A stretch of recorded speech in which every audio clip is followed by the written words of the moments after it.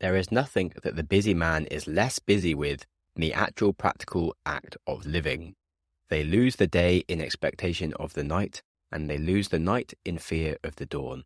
So wrote Seneca, one of the great Stoics and the first person to really write and lecture extensively on the importance of the power of now and living in the moment.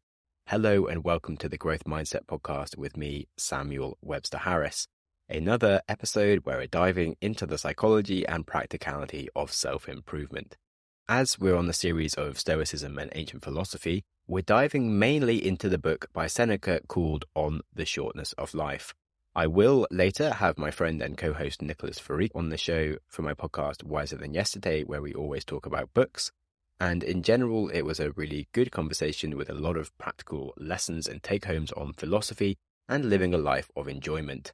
I learned a lot from this book, and I think there'll be a lot of nuggets that all of my listeners will enjoy. There's one topic I wanted to discuss first that I didn't talk about with Nico, so I thought it was worth me mentioning.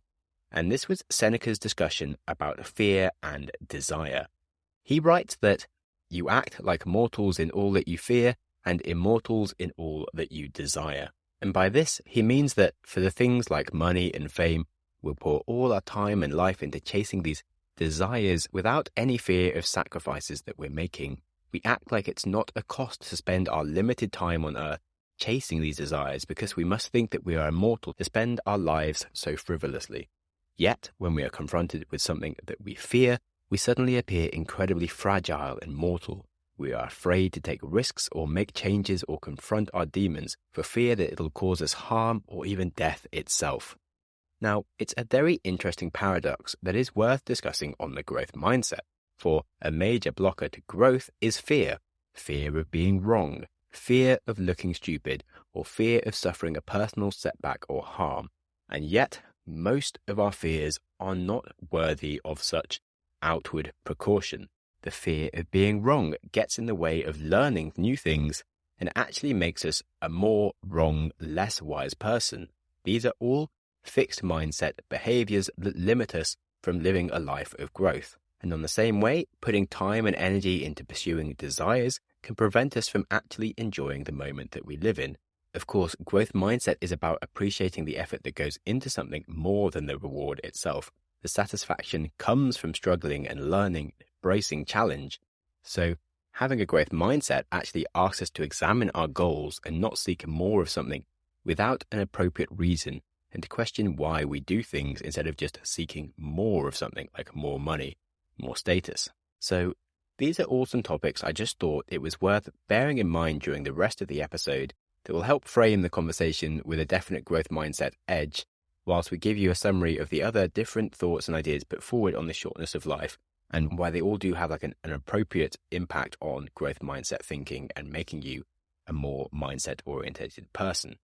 Seneca himself states that it is not so much that life is short, but that we waste most of it pointlessly. And if you have a growth mindset, you don't want to be wasting your life pointlessly. So to help you get more on track and examine living with more purpose, here is the rest of my conversation with Nicholas Farik on the Wiser Than Yesterday podcast, discussing Seneca's book On the Shortness of Life. Hello, everyone. My name is Nico. As usual, I'm joined by my co-host Sam. And today we'll be discussing a book from Seneca, one of the first early Stoic philosophers. Sam and I read On the Shortness of Life. Yeah, pretty short book, ironically. A short, densely packed book. I really like the principle of it. It's nice that someone sort of has a point and makes it and then goes, that was the point, and then ends, as opposed to like, oh, I'm going to flesh this out with a really long book about like a simple concept. There's a few things I felt were like a bit flawed in terms of he's very specific about what is a good life, and he doesn't like set back for other allowances. He kind of just decides that he knows exactly what it is and that it should be that way. But 90% of what he's talking about is completely on point. So it's very useful regardless, I think.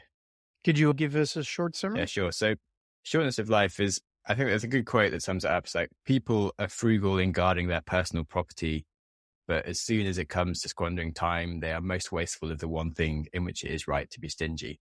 And then basically he makes the point that time is the only thing we kind of have that's going to run out, and you've only got like a few short years on this planet and it's going to go pretty quickly.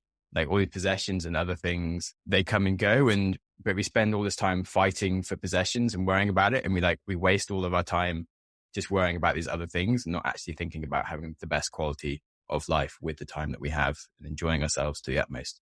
So we get concerned and worried about all these wrong things, and our life passes by us before we've even stopped to consider what our life is and lived it to the best way. And so what does Seneca say is the best way to enjoy life or spend life? He basically says you should be studying philosophy the whole time, mostly.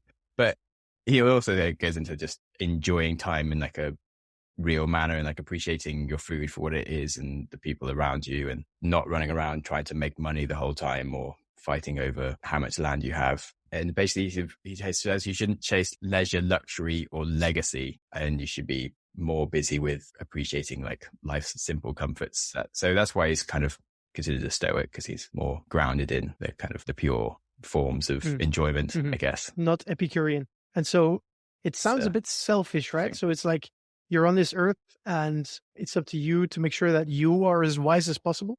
And so he doesn't mention other people. Well, he goes into lots of other people, but he basically goes through every kind of different thing that people were doing back then and how stupid they are.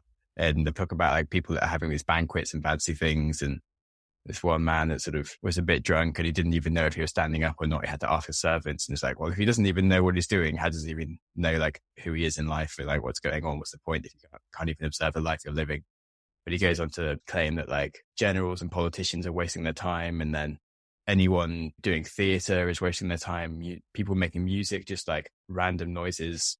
Like, why would you spend time studying any of this stuff to make stuff that isn't real, when your thoughts as they are in your brain, that's real? You should only be like getting better at those. You shouldn't like be learning other false things. And you're like, well, learning an instrument is quite a good thing to do. It can be therapeutic. It can like help you with like emotions. It's like a nice meditative thing. So I didn't agree with some of those things, and that he just sort of basically says everyone's an idiot unless they're just doing philosophy and being kind of religious about it. But otherwise, it certainly makes a very good point about how much time we waste doing the wrong things without having focus on what it is that we want to put into our life. It's quite ironic. I found that he looks at the world and the people around him and gives lots of comments about how they're wasting their time. But then if you compare the ancient Greeks to modern people, if a modern Greek would be doing what ancient Greeks did right now, we'd be like, well, that person is like, he's very efficient with their time, and they like making art is something for us is not considered a time waster in today's day, right? As you said, for you, making music is something that could be therapeutic. And so for him, making music was like a time waster. My point is that today there's so many more ways to waste your time. Back in ancient Greece, there were barely any books. And so it was very difficult to get your hands on something that would be able to distract you for longer periods of time. You had to like find people to talk to or find an instrument you could play. And so it's funny how he's like, oh man, my fellow Greeks, they're wasting their lives. And then if he would look at today, he'd probably be like, what the hell is going on? People are like constantly using technology to distract themselves from life, achieving nothing, working for someone else just to go home and lie on a couch to watch entertainment, brain dead, and then go to bed and then do the whole cycle over again. I found it quite in your face, because by reading the book, I realized that I'm not the best at being efficient with my time. I like to, with my girlfriend, watch Netflix series in the evening, and I also still play video games, etc. I still have a lot to learn from Seneca, I guess. If life is to be enjoyed, then is it bad to be playing video games? And yeah, it's a confusing one. Yeah, exactly. I think as Seneca would say, yes. So I think if I understood correctly, he says two things. One, as you said, you should try and become wiser. So philosophy is like the highest good there is in terms of time spent. And then the second, he was like, focus on experiences more than things and create nice memories. So that's, I think I found a pretty nice thing where he says, instead of buying a new car, use that money to, well, he didn't say buy a new car, obviously, but instead of buying new shoes or whatever, he would say, do something crazy, or special, something that will create memories, because memories last a lifetime. Things don't. Yeah, definitely. Which certainly whilst we're in lockdown, I think has been quite a hard one for people, because time seems to be just going so fast when you just kind of do the same things every day and you don't go out, you don't have any change. And like, I did really enjoy, I did a few weeks of kind of just doing stupid things. And like, I definitely had more memories during that time. I can see myself making a habit of at least each week weekend do something crazy, like something out of the ordinary, something to make sure there's some variability in each week. So it seems like you've spent more time. Yeah, I super got into biking for the last few weeks and been doing a lot of that, but now that's already kind of starting to feel sort of repetitive. And I'm like, I need to do something on a Sunday that's just like really different and spend like 5 hours like hiking up a big hill or doing something that's like completely different. That being said, I think Senna would approve of what we're doing with this podcast, right? Because Yeah, over the definitely. past month, we've been studying philosophy, getting wiser. So I think that's actually something he would approve of. But it's not that we've been spending our whole day doing that, about an hour a day or something. It's been nice. I've been really enjoying it. So Yeah, it's like a practice just like for something. It's never like convenient always to do these things, but it's like a permanent thing of improvement, which hopefully we encourage other listeners to start doing with their friends and learn from. Interesting. Anyway, we kind of got a bit off the book to talk about ourselves, really. Should probably get back to, yeah, I don't know. I had like 3 main lessons of like life seems short to those who spend it chasing leisure, luxury, and legacy. It's like a good question to ask yourself to determine if like an activity is worthwhile is, if I did this for 24 hours straight, would it amount to anything? And obviously, if you're watching TV, like, I don't know, like, for me, if I did 24 hours straight of playing guitar, like that would amount to something. I feel like I'd improve a lot. I'd learn some songs, but I guess for him, that wasn't so much. But if you're reading or if you're doing some form of study to improve yourself, I feel like that's useful. Whereas, yeah, that kind of is a very easy threshold for time wasteful activities. that was a good rule to live by. It's not always so self-evident. But as in, you should have a break, as in you kind of need to stop and just do nothing for 5 minutes every hour anyway to kind of keep the momentum up, and maybe have an hour break where you kind of just go for a walk or chat about nothing to then bring the energy back. But if you sort of think about that, okay, I'm doing that to like fuel my thoughtful activity, I guess it's okay. Whereas if you're just sort of mindlessly doing leisure stuff without a goal, maybe it's bad. I think I agree. So if you're just like chasing short-term gratification the whole time, then you're not really living or making most out of life. So he has a point there for me. On the subject of leisure, luxury, and legacy. So the first one, leisure, he who spends all of his workday fantasizing about the tranquility of retirement will never truly retire. I guess it's you should pick work that you enjoy to do and bring energy to it. So one of the points he makes is that you shouldn't postpone happiness. You shouldn't like work your whole life to say, okay, because from the age of 60, I'm going to retire. And from then I can enjoy leisure time, do whatever I want and really be happy, because you're never certain that you're going to make it until then. You should be focused on enjoying your time now and stop planning your happiness ahead. Yeah, the same, even if it's just like working to enjoy the weekend. People haven't quite thought about retirement as such, but it's just very short-term mindset rather than going to build you and grow you. And then luxury, he who works only for the next car, house, or vacation will always be worried about either the last one losing its touch or where the next one will come from. That's like the concept of lifestyle creep. If you start earning double, you won't start saving double, you'll just spend more and you're not going to get happier. And so it's just like your standards of living are going to go up, but you're going to feel the same. And so nothing's going to change. You're still going to aim for that promotion to get more money. And then there's this tendency to consume more and get more to be happier, which doesn't really work. Yeah, because you're constantly trying to buy happiness, which is a thing that leaves, as we spoke about the nature of impermanence. And so you need to learn more to be happy with what you have, because then like whatever you have, you'll always be happy. Exactly. One of the quotes that I liked, you must not think a man has lived long because of white hair and wrinkles. He has not lived long, just existed long. End quote. I found it kind of funny, but it's true that you can exist without really living. I think here he says, like, if you, as you said, chase, instant gratification and luxury, or I don't know, the third thing. Yeah, legacy. We didn't finish that point, but we can swap it back, I think. Yeah, we can do that afterwards. Exactly. So yeah, if you're constantly chasing that, you haven't really lived. You just merely existed. Actually, it's kind of combined a bit with legacy, because I would say in many ways, I sometimes feel like I'm moving really slowly and I feel like I waste lots of time. But then I'll talk to other people and they'll be like, oh my God, you're 29. How have you done so many different things? And like, I have lots of stories for someone of my age. People are like, holy shit, how are you only that old? For like the things you've done, like travels and businesses and all these different things, which is kind of cool. So I guess I'm fitting it in, even though I actually in my own mind could see like all the things that I waste and sort of like waste like 6 months doing things in the wrong way. And or like my current business, I'm like, wait, I was trying to do this like 8 months ago. Why didn't I just do like the simple thing instead of like fanning around for 8 months, not doing it properly? But that also goes into legacy, because am I doing this so I can tell people that I've had like a big life and all these things, or is it for yourself? Because kind of a legacy is a life that is well lived, surely. Yeah, I think it's dangerous to compare yourself to others in a Yeah, positive and negative way, because you can always definitely. find people who are less efficient than you. But then if you look at someone like Elon Musk, for example, when he was Oh yeah. 30 already sold, PayPal. like did some crazy stuff. Well, that's my opinion. I don't know what Seneca would say, but I would say like everyone has their own journey and it's up to you to just make the most out of it, I guess. Every day improving, basically. It's the Yes. best point. Every day being wiser than yesterday. I wonder where you got that from. Nice. Yeah, the quote from Legacy was, "He who hopes for the grandeur of his tombstone will spend much of his life planning an event he can neither attend nor control." So I've always thought that it's very sad that everyone turns up for your funeral and yet you might not have seen these people in ages. Like, why don't you have like more people at your birthday to actually celebrate you whilst you're still there? It seems quite annoying. I guess people do really like to leave a legacy and care a lot about stuff. It seems kind of different. Do you feel like your parents waste their time thinking about their own legacies and these kind of stuff? Not at all, actually. They're doing a pretty good job of focusing on the moment and enjoying life. I guess it's worrying about what you have in some ways. That there's a nice quote, can't remember who said it, but you never see a U-Haul behind a hearse, basically meaning as you're going to your grave, you can't take your stuff with you.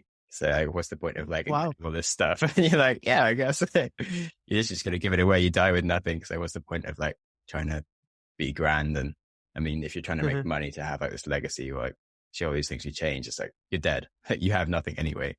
What does it really matter? So if you could have had a more enjoyable life, then you probably would have focused on different things. As a nice example of if you had $86,000 in a day to spend, and like it goes down by 1 a second, you do your most to spend it every day kind of thing. But you have 86,000 seconds every day. You don't do your most to spend each second the best you can. And I think that sort of sums up the book nicely for me. It's easier to get $86,000 than it is to get 1 day of your life back. I don't feel like he spoke much about sport or kind of health and caring for your health. I mean, he talks about like not just being a complete idiot and eating terrible food and alcohol and stuff and like ruining yourself, because you can get potentially years back by like caring for your body and doing exercise. You probably also get more quality in those years because you're more able, and you probably have better clarity of thought because you've got like a healthy body to do things well, which he doesn't go into as much. But I guess their science levels weren't nearly what we have now. But other people I feel have mentioned that from those times. It's hard to imagine that he didn't really know that being healthy would make your life longer. It's not like a direct feedback of like, oh, if I eat some McDonald's, feeling shit. It's a very long-term lag. So you don't really feel like the nature of it. Hundreds of years where people smoke cigarettes before we started being like, oh, we should probably not do that. One final quote I really liked was the following. Start quotes. "Those who make time for philosophy are the only ones who are really alive. They do not only keep a good watch over their own lifetimes, but they annex every age to theirs. All the years that have passed before them are added to their own." The way I interpret this quote is as follows, and I actually noticed this myself. So I think Seneca sees like philosophy as this mountain that you're climbing. And there's like at the top, there's the end point of understanding the world and being enlightened. And so I think what he says is that if you study philosophy and you read the philosophers that have gone behind you, like reading their works will help you climb up the mountain very fast. So if a philosopher has spent their whole life thinking about certain concepts, writing it all down in one book, if you read that book, you actually gain their years to yours. Yeah. Because you get way higher up the mountain. And that's actually something I've noticed in the past weeks. So since we've started reading these philosophy books, it's been weird. Very unconsciously, I've been thinking differently about things. Definitely. And really different things I want to talk about on that. One is just like the concept of all this sort of old knowledge. And it kind of felt like it was a lot easier to do something of purpose and meaning in those days because there's a lot more ground that you could make as a single human, or in the same way, like you could go discover an entire country, all these kind of things.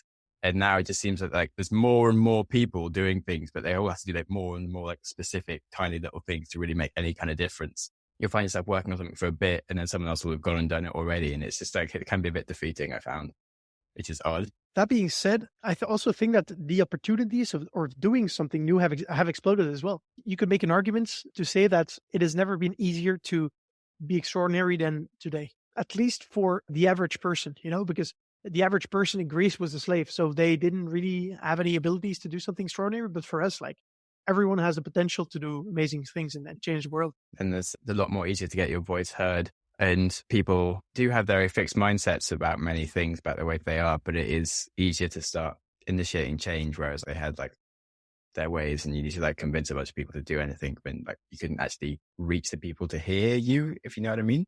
Whereas you can kind of find the people who would be a crowd to start a change. That way things are better. Anyway, back to what you're talking about. With the whole pursuing philosophy and reaching an endpoint, it's very much like the Buddhism journey of enlightenment and trying to actually just seek true meaning and being one with the world. I think he possibly would have been a Buddhist if he'd kind of been in that side of the world, for sure. Because it's all the same kind of concepts of not wasting your time and money on all these different things and truly learning about yourself and the world and being one and peace and happiness. I did quite like an analogy of you'll regularly see a millionaire going to a monk for advice, but you'll never see a monk going to a millionaire for advice of how to live his life. And it's kind of true. And you're like, well, yeah, it's a good one. Pursue money all the time. But then those are the people that do want to see a bit more advice about how to be happy and what's going wrong and how to like be one with themselves. But you never sort of get it the other way around. I agree. I think that's Stoicism is like Western or the Greek version of Buddhism, basically. It's quite similar in a lot of the concepts, which is probably why I like it. Because I already consider myself not a Buddhist, but I like their philosophy on life and meditation. Definitely. I'm looking forward to at some point when we get time to go more into the religions and read like the Buddhist texts and like the Quran and different things. I think we'll become very wise and better humans seeking our philosophical enlightenment. Another nice thing, like lesson, was he talks about like, don't spend the voyage of your life being tossed around by wind and weather, or worse, other people's vision. And there's a really cool quote that isn't by him, but it's a ship in harbor is safe. That is not what ships are built for. And it kind of makes the point around kind of forging your own path and not letting other people's sort of wants control you, which goes a lot into like Nicholas Taleb's theory of just never having a job and like actually doing your own thing. And because you can spend your whole life just trying to build someone else's vision. But then it kind of goes into not having a legacy and perhaps you should just like be happy doing things for other people. I really like the quote of the ship because it's something I have realized over the past months is that the paradox of being human is as follows. Like, we thrive under stress and under pressure, but we still do everything we can to make life as easy as possible for ourselves. Well, thank you so much for Nico for all of his different ideas on the book, and as always, mocking me with my terribly optimistic book scores that I just still haven't worked out how to do better. Anyway, the whole book, I think, had a lot of different and useful ideas to contemplate and take forwards in your life. As always, if you've enjoyed the show, I am a podcaster, and we have this irrational sense of joy whenever someone leaves us a good review on Spotify, Apple, or YouTube. So if you feel like making me happier, you know what to do. And as Seneca himself states, the greatest obstacle to living is expectancy, which hangs upon tomorrow and makes us lose today. The whole future lies in uncertainty, so live immediately. But it might also mean not putting off things like enjoyment for a future date and not wasting your life frivolously chasing pointless desires that won't make you happy and actually submitting yourself to unhappiness in the moment. Remember that you are not immortal and will not live forever and should not put off things like enjoyment. But also remember that you're stronger than you think you are, should not live a life bound by fear. So do things that scare you and delight you, and remember to be kind to yourself. And whilst you're at it, be kind to someone else too.